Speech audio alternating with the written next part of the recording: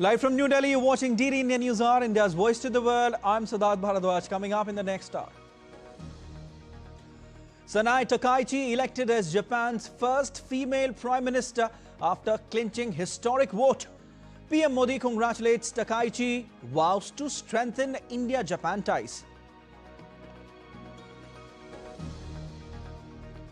US President Donald Trump issues stern warning to Hamas, says will eradicate group if it breaches ceasefire deal.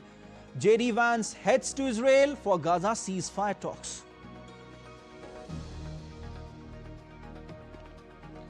In a move to counter China's dominance, US and Australia ink a $2.2 billion crucial rare earth minerals agreement. Both nations to invest $1 billion for other joint projects over the next 6 months.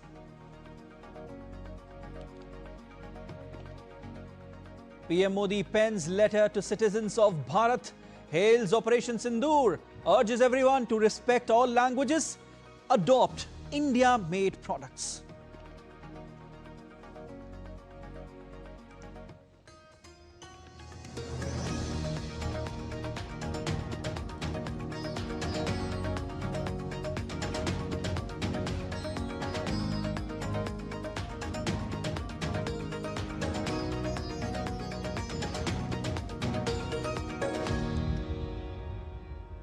In a historic milestone for Japanese politics, hardline conservative Sanai Takaichi has been formally nominated as Japan's first female prime minister on Tuesday after securing victories in parliamentary votes.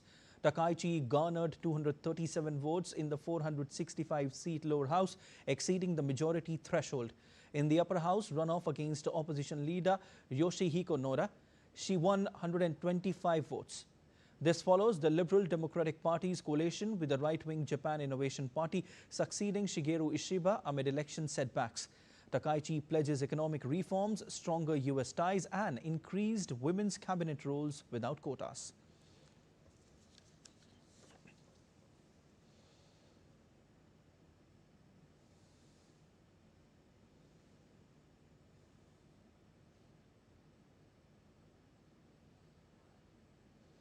And DD India's Akshay Dongre joins us live. Hi Akshay. Sanai Takaichi makes history now after becoming Japan's first female prime minister. She also clinched a historic vote at the lower house. How do you assess this particular thing? How do you assess the entire situation in Japan now? Well, this is clearly a victory for the women's rights there in Japan, especially Right. When it comes to the political landscape, which has been forever been dominated by the male members of the political parties and in politics in general. We have a prime minister that is becoming that is the first female prime minister of Japan. A very old country, and in these hundreds of years of history, especially the democracy of parliamentary democracy of the our country, we have a female prime minister. Right. But the challenges remain, Siddharth, because it's not just the women's rights that is the core issue. We have an economic turmoil, dwindling relations with the US. As far as the ties are concerned between Japan and US, they have hit a new low with the kind of tariffs that have been implemented against almost all the countries by the US President Donald Trump.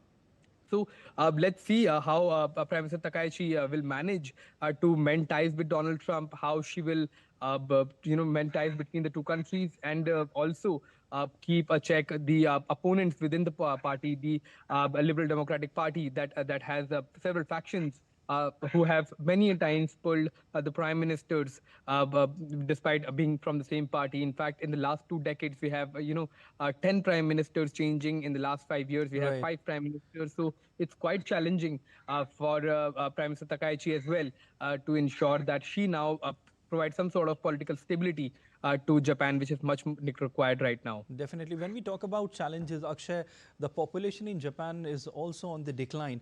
And can you throw some light on the challenges that you were mentioning that lie ahead of the new Prime Minister of Japan? Well, there are several challenges, Siddharth, because you have rightly mentioned the changing demography. Yeah. the kind of work hours that people are putting in, because there is not just enough population to replace the ones that are getting older. Then you have other issues like in the Indo-Pacific region, in the South China Sea, you have tussle going on with China every now and then. Then again, other challenges remain. That is the high inflation, the falling of the currency of Japan, and all of these challenges, coupled with the kind of trade ties with the US are going down. It's a significant problem.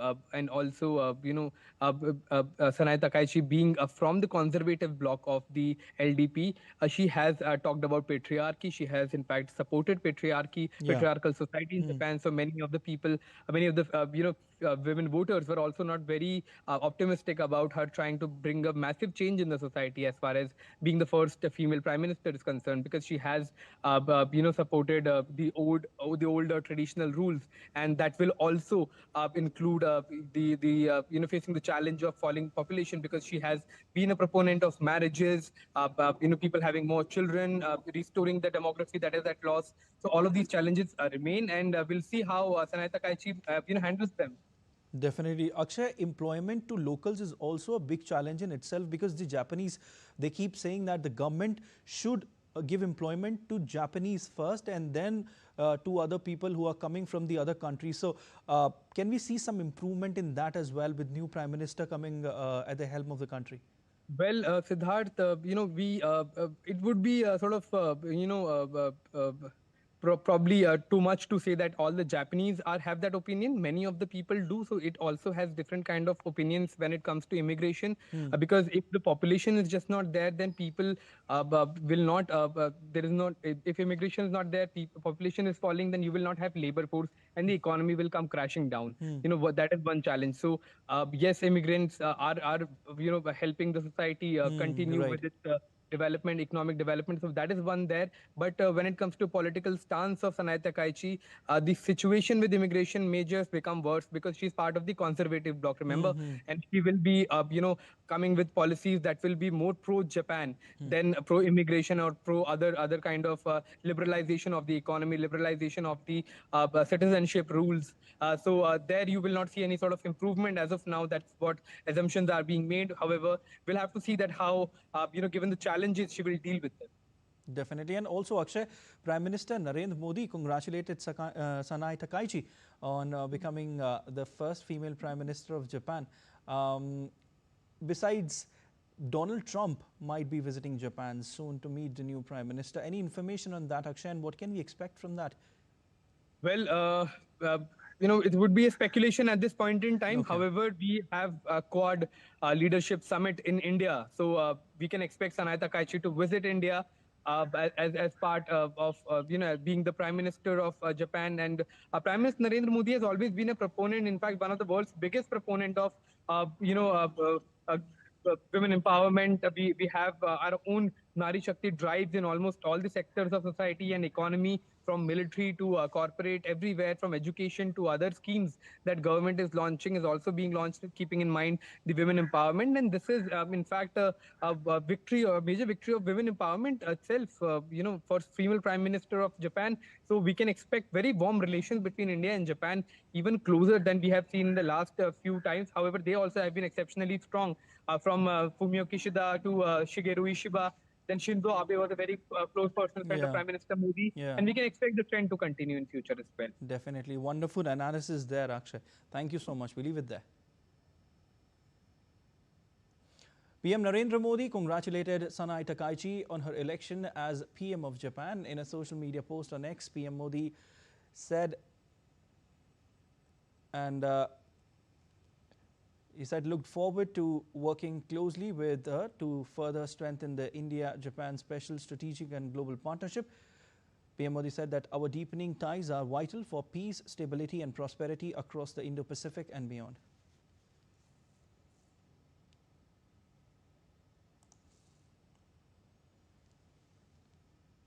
Amid a delicate truce in Gaza, diplomatic efforts and humanitarian operations continue even as tensions threaten to flare up again. The region remains on edge with cautious steps towards peace unfolding alongside warning and renewed exchanges between key players. As a report. Amid a fragile Gaza peace deal, tensions continue to simmer even as signs of cautious progress emerge. Hamas continues to hand over bodies of deceased hostages to Israel. On Monday night, the body of a hostage handed over by Hamas arrived at Israel's National Center of Forensic Medicine in Tel Aviv. Israel later confirmed the remains to be those of Tal Chaimi, a non-commissioned officer killed during the Hamas attacks on 7th October 2023. Earlier, US President Donald Trump issued a stern warning saying Hamas would be eradicated if it breaches the Gaza peace deal. You know, we have 59 countries that agreed to the deal. We have a peace in the Middle East for the first time ever. We made a deal with Hamas that, you know, they're going to be very good, they're going to behave, they're going to be nice, and if they're not, we're going to go and we're going to eradicate them if we have to. They'll be eradicated, and they know that.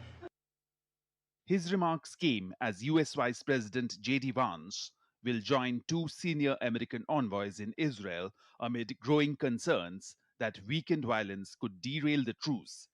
Israeli Prime Minister Benjamin Netanyahu said he will discuss regional challenges and opportunities with Vice President Vance, reaffirming his intent to work closely with President Trump to advance peace in the region.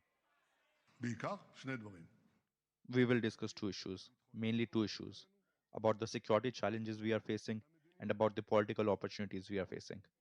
We will overcome the challenges and will realize the opportunities. On the ground, humanitarian aid has resumed flowing into Gaza. Israeli military confirmed the ceasefire had resumed after an attack killed two of its soldiers and prompted a wave of airstrikes.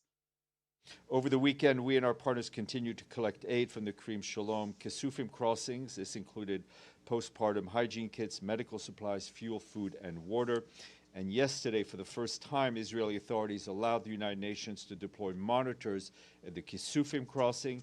This is, of course, a welcome development as it will provide us with much needed visibility into that segment of the pipeline.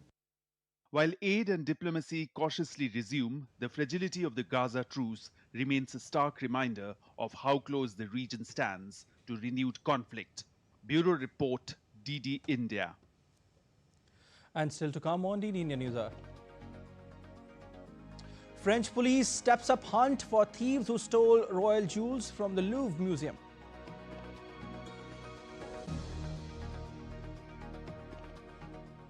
Zelensky to attend a meeting of Ukraine's allies known as the Coalition of the Willing in London.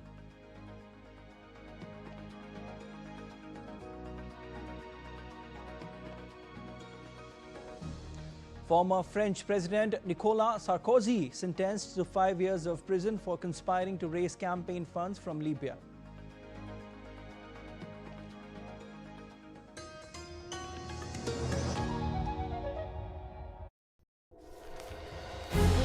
Indian industries are facing pressure because of President Trump's tariff threats.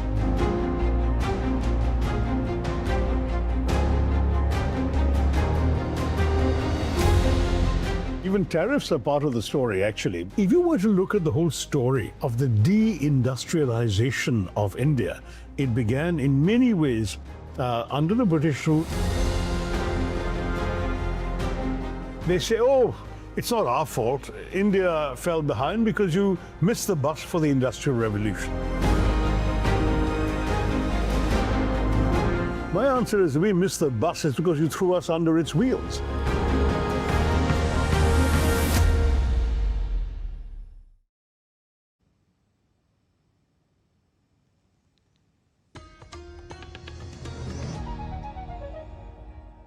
You're watching DD India News Hour. I'm Siddharth Bharadwaj. Ukrainian President Volodymyr Zelensky will attend a meeting of Ukraine's allies known as the Coalition of the Willing in London on Friday. French President Emmanuel Macron confirmed as Kyiv tries to bolster support in its conflict against Russia. The Coalition of the Willing, formed by France and Britain in February, has a holding talks for months to outline future military support for Ukraine. The group aims to ensure long-term defense commitments to Ukraine. Zelensky on Monday called his meeting last week with President Donald Trump as a success that yielded progress on acquiring new air defense systems. The EU Foreign Policy Chief Kaja Kallas said that Trump is sincere about trying to end the conflict in Ukraine, but talks which exclude Ukraine and Europe will be inconclusive. European Union officials encouraged new measures to support Ukraine's energy security, adding the latest package of sanctions on Russia will not be the last. I think President Trump is sincere in trying to end this war. That is very clear. We also want to end this war. Ukrainians definitely want to end this war. Who doesn't want to end this war is Russia. We should not be distracted. I think our course here is very, very clear.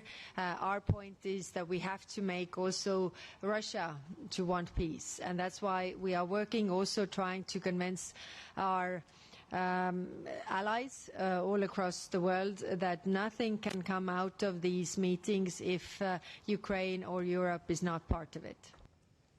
Former French President Nicolas Sarkozy entered prison in Paris on Tuesday after being sentenced for 5 years for conspiring to raise campaign funds from Libya. Sarkozy was once the conservative president of France between 2007 and 2012. He is the first former French leader to be jailed since Nazi collaborator Marshal Philippe Pétain after World War II. This conviction ends years of legal investigations into claims that Sarkozy's 2007 election campaign received millions of euros in cash from Libyan leader Muammar Gaddafi, who was later overthrown and killed during the Arab Spring uprisings. And French police stepped up the hunt on Tuesday for thieves who stole royal jewels from the Louvre Museum in a daylight robbery. The museum remained closed for a second day as investigators pursued leads suggesting an organized crime group was behind the heist. CCTV footage from the Louvre and Paris highways have been reviewed to trace the 4 robbers who escaped on scooters. The robbery that occurred on Sunday has reignited debate over museum security following 2 other thefts last month, with Justice Minister acknowledging security lapses at the Louvre. US President Donald Trump and Australian Prime Minister Anthony Albanese signed a critical minerals agreement on Monday as part of a wide-ranging critical minerals agreement signed with an aim of countering China's hold over the industry. Both countries will contribute $1 billion over the next 6 months for joint projects.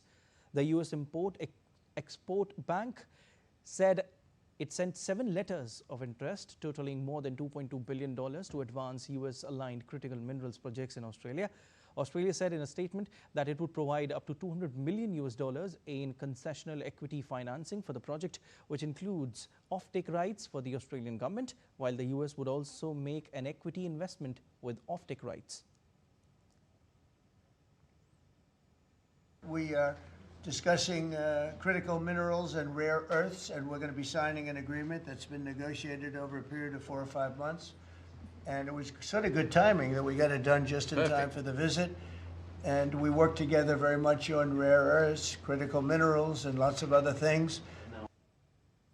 As the U.S. government shutdown entered its 21st day and the 4th week on Tuesday, marking the longest full closure in history, the National Nuclear Security Administration began furloughing 1,400 employees, leaving only 375 essential staff. This unprecedented move, the first since the agency's 2000 creation, affects sites like Pantex in Texas and Y-12 National Security Complex in Tennessee, responsible for maintaining America's 5,177 nuclear warheads, including 1,770 deployed ones. Amid escalating tensions, Senate Democrats rejected a House-passed funding bill for the 11th time in a 50-43 vote, demanding renewal of health care subsidies for 24 million Americans. U.S. President Trump urged Democrats to compromise, warning of further measures, while House Speaker Mike Johnson highlighted national security risks. Colombian President Gustavo Petro met with the U.S. representative in Bogota on Monday as the 2 countries sought to defuse a diplomatic crisis triggered by U.S. President Donald Trump's threat to impose new tariffs and his accusation on Colombian president as well. The meeting came after Colombia recalled its ambassador from Washington following Trump's weekend comments, which the Colombian government described as offensive. The dispute has intensified following U.S. military strikes on vessels allegedly transporting drugs. Petro has objected to the U.S. military strikes against vessels in the Caribbean, which have killed dozens of people aboard the vessels. Venezuelan President Nicolas Maduro defended Colombia after U.S. President Donald Trump threats to raise tariffs on the South American nation and stop all payments to it. Emphasizing the ties between the two nations, Maduro referred to Colombia and Venezuela as Siamese twins, saying whatever has to do with Colombia has to do with Venezuela. Colombia knows we are one. We are Siamese twins, and whatever has to do with Colombia has to do with Venezuela, and whatever has to do with Venezuela has to do with Colombia. As a Colombian military officer wrote to me 2 weeks ago, if they touch Venezuela, they touch Colombia. We are a single homeland at heart, and these aren't just empty words. I know what I am saying. Del corazón. Argentina's central bank signed a $20 billion exchange rate stabilization agreement with the U.S. Treasury Department 6 days ahead of a key midterm election. The agreement sets forth terms for bilateral currency swap operations between the U.S. and Argentina. The arrangement with banks and investment funds would be backed by International Monetary Fund special drawing rights held in the Treasury's Exchange Stabilization Fund that will be converted to dollars. The central bank BCRA lauds that such operations will allow the BCRA to expand its set of monetary and exchange rate policy instruments, including the liquidity of its international reserves. The BCRA said the pact was part of a comprehensive strategy to enhance its ability to respond to foreign exchange and capital markets volatility. We are in the fourth quarter of the fiscal year, and as numbers for the third quarter are coming in, economists in Germany are realizing that growth to the economy there isn't coming at the clip they had been anticipating. Lars Holter is with Deutsche Welle and joins me from Berlin. Hi Lars, what can you tell us about the latest numbers? Thanks for having me. Well, let's have a look at the latest report by the Bundesbank, that is Germany's federal bank. First, here's the good news. Global trade is growing again, with the amount of goods crossing borders up almost 5% over last year. But, and here's the bad news, Germany is not really benefiting from this recovery at all. After the German economy shrank in the second quarter, the bankers are becoming more and more certain that we're seeing another drop for Q3. And we're seeing exports likely down. Now, this is all based on some initial numbers, with a full report not out until the very end of October. But it's getting pretty clear to analysts what to expect, and it's not good. Indeed. Lars, but why is Germany not benefiting from otherwise stronger global trends? Yeah, that's a very interesting question, and it's leading to rather frustrating results. First of all, of course, we're seeing the problems with U.S. tariffs that have been plaguing steel and aluminium, cars and parts, and some other parts of the industry as well. But other countries are seeing these tariffs too, and they're still doing better mostly. So we got to dig a bit deeper, and we're seeing that Germany still has way too many structural problems: high energy costs, comparatively high taxes, bureaucracy. All this has been a burden on the German industry for years, and it just doesn't get much better. And that's why we're seeing, here's some more numbers, German industrial production down 4.5%, with the auto and auto supply sector down a whopping 18.5%, but also machine building down over 6%, metals down, chemicals down, and what's worse, orders are down as well. So we're not even seeing much hope that there could be a recovery anytime soon. All right, Lars, what is the government doing about the crisis? Are you seeing any kind of action? Sadly, we're not seeing much at all. Well, we've seen some investment rescue packages, but other than that, we've mostly had lots of talk. Politicians want to lower costs here and there, but they can apparently not agree on how. They are saying we're going to cut down on bureaucracy, but it's just not happening, or not nearly as drastically as we would want to see.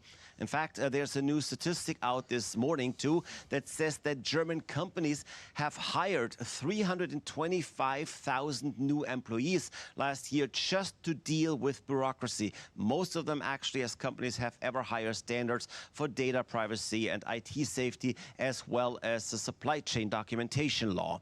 Now, the sad thing is that we've been discussing these same problems for a long time now, and the new government, currently a two-party coalition of the center-right and the center-left party, they've promised to get to work soon, but to be honest, we're just not seeing it. And as we're getting through the year, it's becoming ever more clear that with regards to economic growth, 2025 might become another lost year.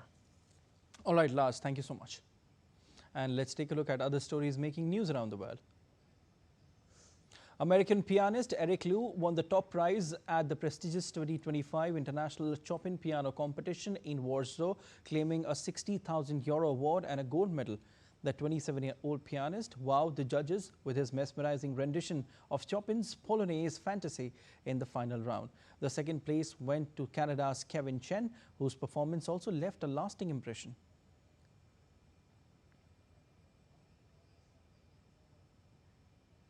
South Korea's old city Gyeongju, once known for school trips, will host the APEC summit this month. Locals feel proud as world leaders arrive. Visitor numbers are rising, and the mayor says Gyeongju shows Korea's history and growth. Residents hope the event makes Gyeongju famous around the world. A posthumous memoir by Virginia Giuffre, a key accuser of Jeffrey Epstein, was published in Australia on Tuesday. In the memoir, titled Nobody's Girl, she alleges 3 encounters with Prince Andrew when she was 17 and says she feared dying as Epstein's sex slave. Andrew, who settled a civil case with her in 2022, has given up his Duke of York title following continued public backlash. And still to come on DD India News Hour. Well, we'll tell you what Muhurat trading is. Stay tuned.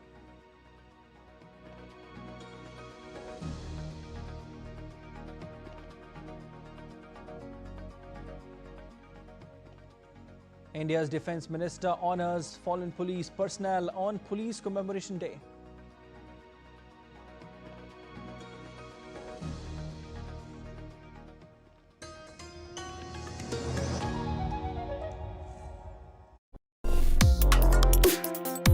Complex issues, hidden agendas, twists and turns, strategic games. We think all dots are linked. We just need to connect them. Join me every week as I connect the dots to unravel hidden designs in statecraft, mysteries, and decode issues that matter to you. Watch Connecting the Dots with me at these times on DD India.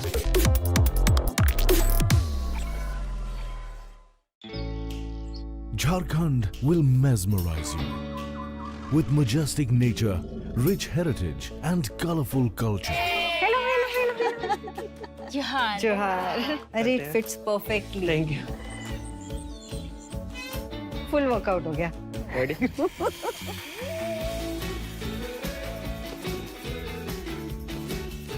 Postcards from Jharkhand on National Geographic.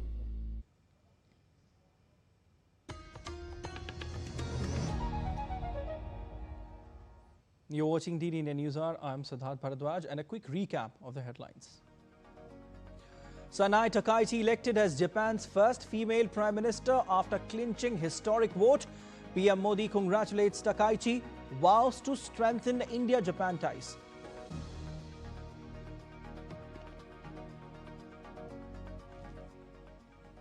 US President Donald Trump issues stern warning to Hamas, says will eradicate group if it breaches ceasefire deal. JD Vance heads to Israel for Gaza ceasefire talks.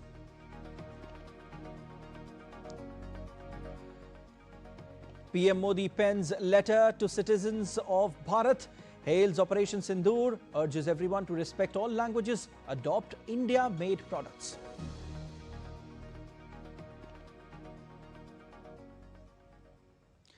The Indian stock market held the special Muhurat trading session on Tuesday on the occasion of Diwali 2025.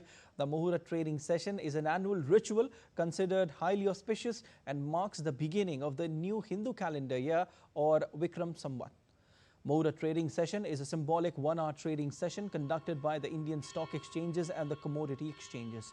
The Indian stock market opened higher on Tuesday in the Muhurat trading session led by positive global market cues.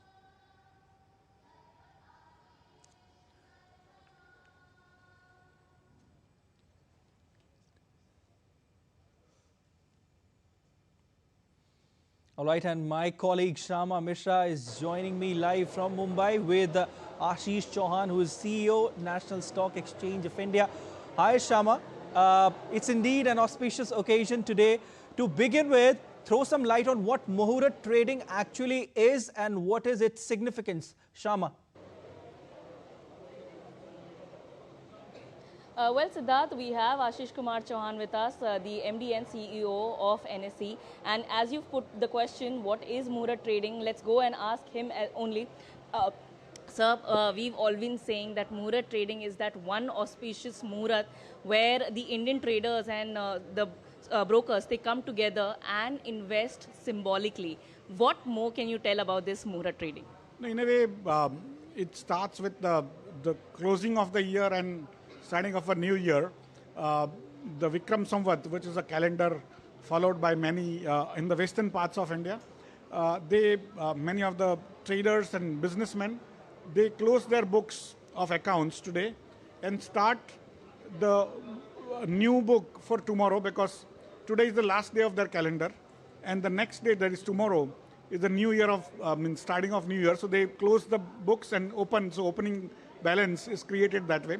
And today, when you trade on stock markets, you settle tomorrow. So that's why it's in a way you are starting the new year with a symbolic trade.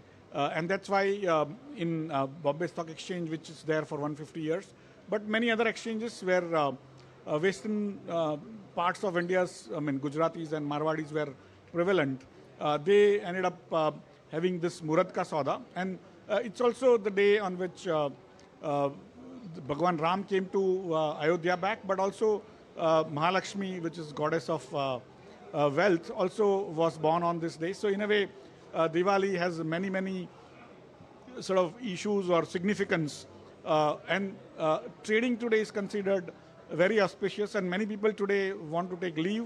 But this is where, in fact, India thrives. This is the part of the cultural connect, the religious connect we all have.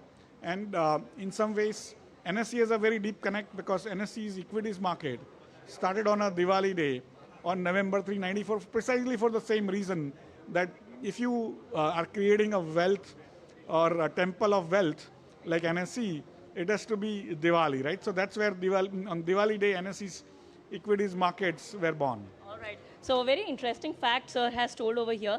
Sir, also, what is your outlook for this new year going ahead? Because it's said that, on the if the markets on the closing of Muhurat trading, if it is in green, the entire year would be in green. So what's your outlook? No, in a way, everyone believes whatever they need to, but in some ways, the last year India has given 6.5% returns on the markets, which is better than FDs, but not that great compared to, say, gold or silver or even other markets.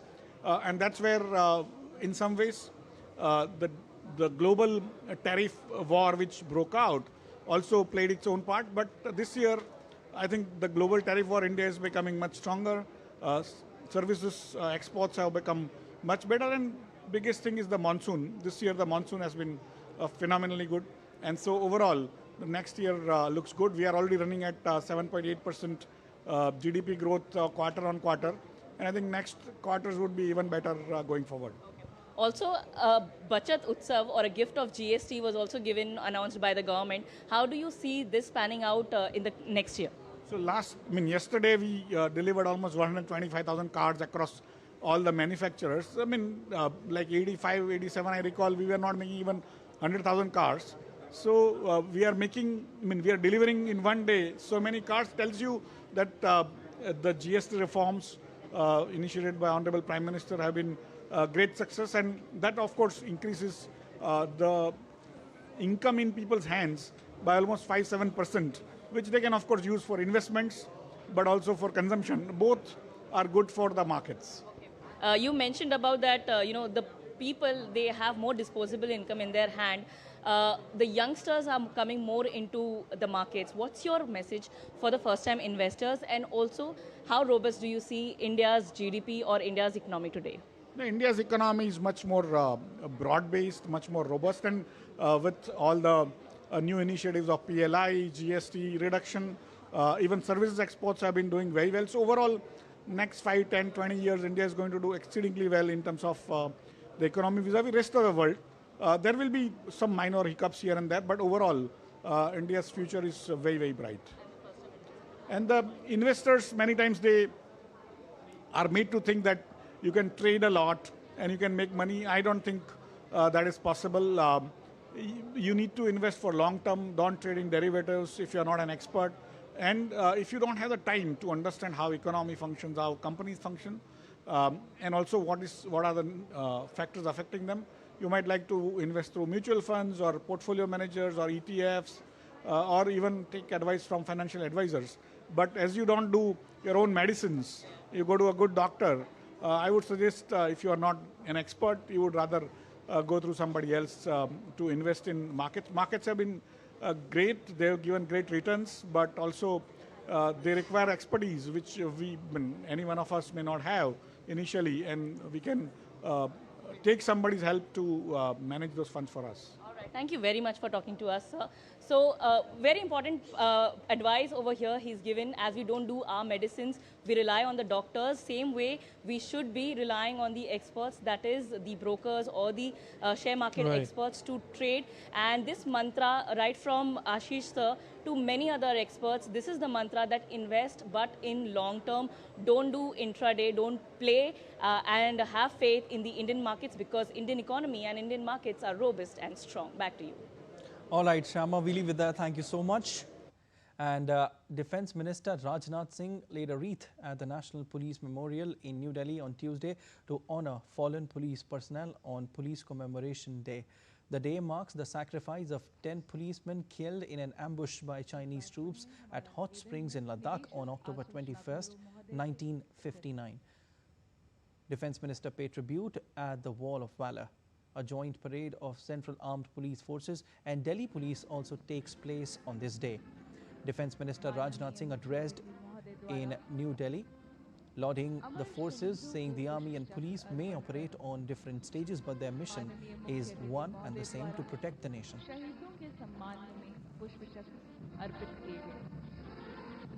हम सबके प्रेरक वीर सेनानियों ने देश की रक्षा के लिए अपने जीवन का सर्वोच्च बलिदान।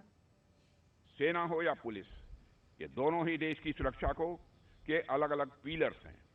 इसलिए मेरा यह मानना है कि दुश्मन कोई भी हो, चाहे सीमा पार से आए या हमारे बीच छिपा हो, जो भी व्यक्ति भारत की सुरक्षा के लिए खड़ा है, वह एक ही आत्मा का प्रतिनिधि है।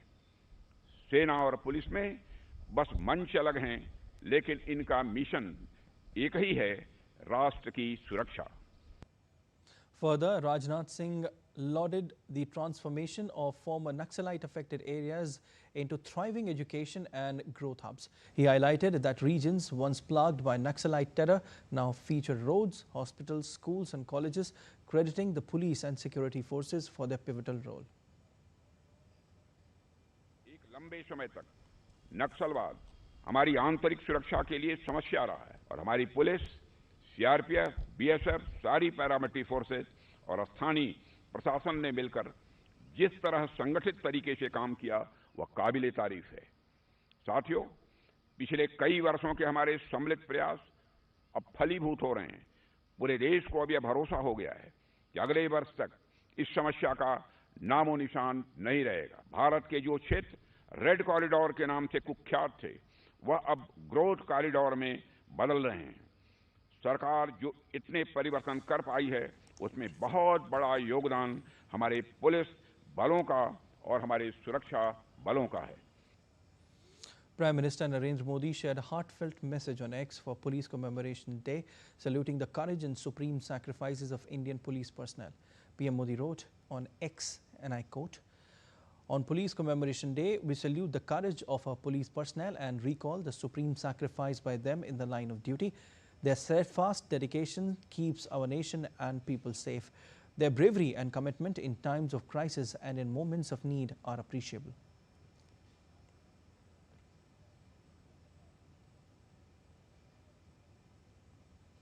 On Police Commemoration Day, chief ministers across the nation paid tribute to the martyrs, honoured their sacrifice and service.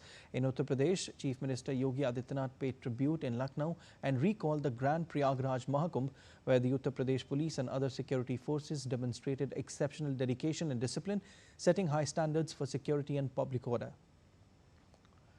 In northern India, Uttarakhand Chief Minister Pushkar Singh Dhami paid tribute to the martyrs in Dehradun, acknowledging their courage and commitment.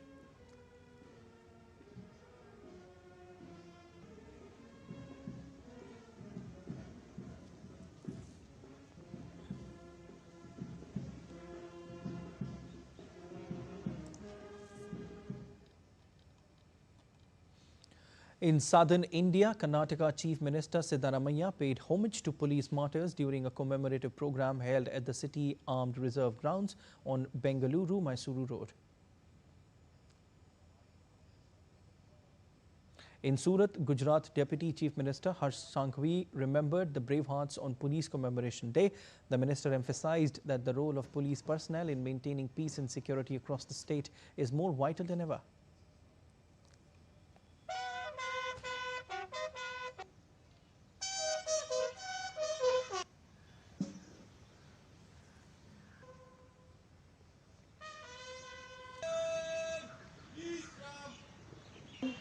इतिहास में स्वर्ण अक्षरों में लिखा जाएगा। आज हम उन्हें शत शत नमन करते हैं। पुलिस स्मारक तथा आज का यह दिवस उन सभी वीर जवानों। India has converted most of the fence along the LOC with Pakistan-occupied Kashmir into a smart fence. Our correspondent Nandita Dagar brings you this report from the line of control in Jammu and Kashmir.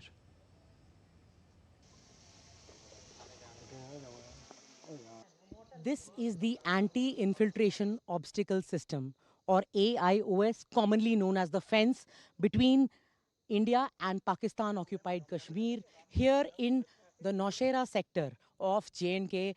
Along the line of control, we see troops of the Indian Army completely vigilant and carrying out the patrol of the AIOS or the fence. Now this AIOS or Anti-Infiltration Obstacle System here at the Naushera sector overlooks the Kala Sonaguda Valley of Pakistan-occupied Kashmir. Around 2 kilometers beyond is the line of control, and this fence or AIOS runs parallelly to the line of control.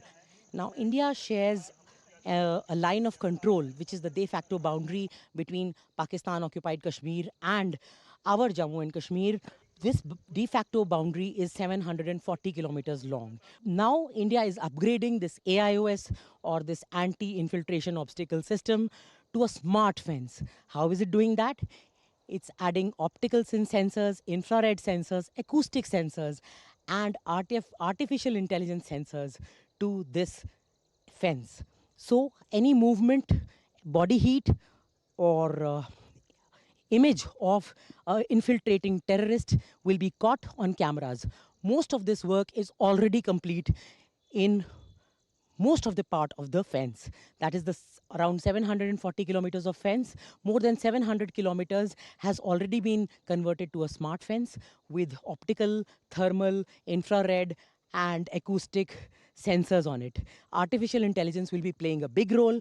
When this fence turns into a smart fence, snipers will automatically engage the infiltrating Pakistani terrorists. This will be a game changer and bring about peace here in the border villages. When Operation Sindoor started in the first few days between 7th of May and 11th of May, this and several other posts along the LOC came under heavy Pakistani artillery shelling and small arms firing. and the Indian army adequately responded. And it has become clear in the subsequent days that the Indian army successfully killed almost 100 terrorists and their masters, that is the Pakistani army troops, in the response to that artillery shelling and firing. With camera person Dhiman at the LOC in Naushera, this is Nandita Dagar for DD India. Prime Minister Narendra Modi penned down a letter on Diwali. In his letter, PM Modi extended heartfelt greetings to all, marking the second Deepavali after the grand construction of the Ram Temple in Ayodhya.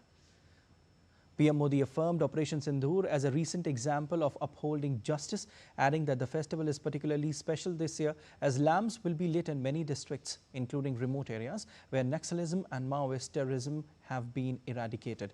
He praised citizens who have abandoned violence and embraced development, viewing it as a major achievement for the nation.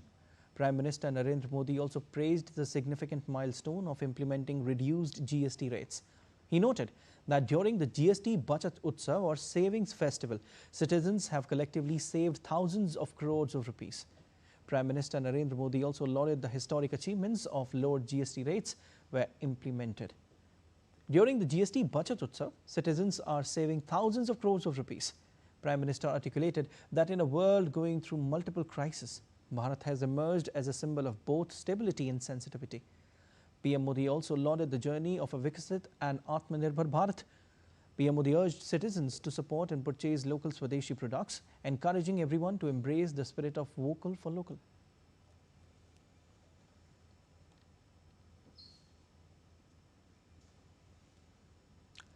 Prime Minister Modi thanked Israeli Prime Minister Benjamin Netanyahu for his warm Diwali greetings. Prime Minister Modi wished Netanyahu good health and success on his birthday. PM Modi hoped India-Israel strategic partnership will continue to flourish in the years to come.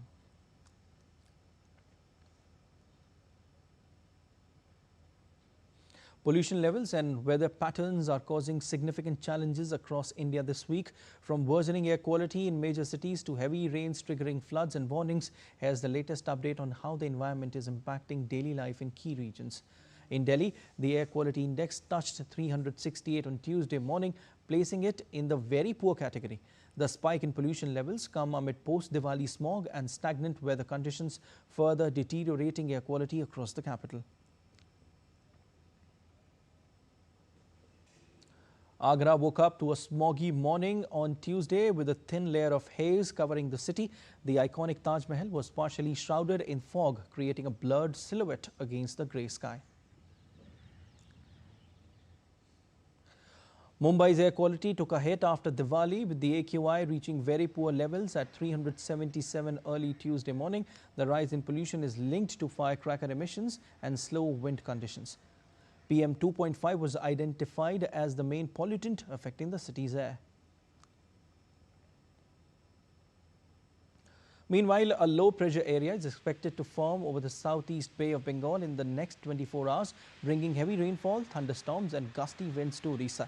Coastal districts have been issued a yellow warning. Rainfall activity is likely to increase from October 24 to 26.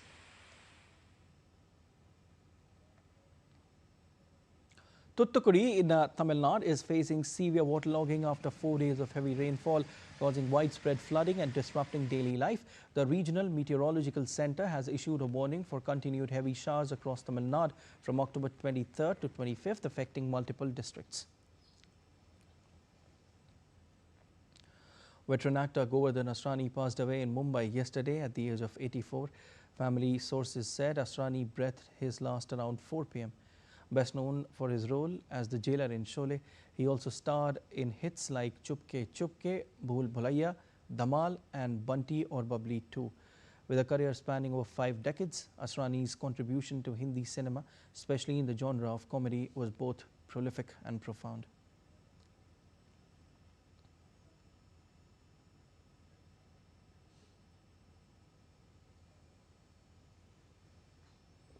Prime Minister Narendra Modi posted a heartfelt condolence message on X for the passing of veteran Bollywood actor and director Govardhan Asrani.